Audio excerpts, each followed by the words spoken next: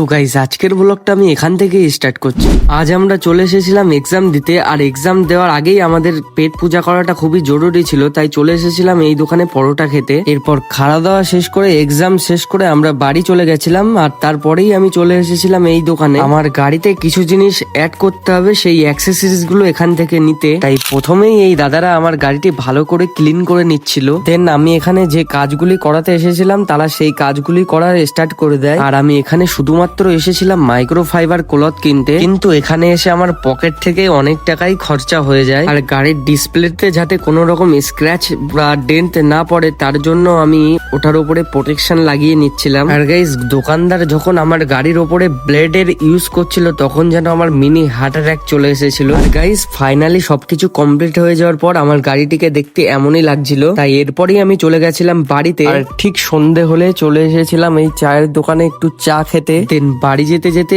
ফুচকার দোকানে চলে এসেছিলাম ফুচকা খেতে। তো আমি ফুচকা খেতে লাগি, ততক্ষণের জন্য আপনারা লাইক শেয়ার কমেন্ট করতে ভুলবেন না। দেখা হচ্ছে পরের ভিডিওতে, ততক্ষণের জন্য বাই।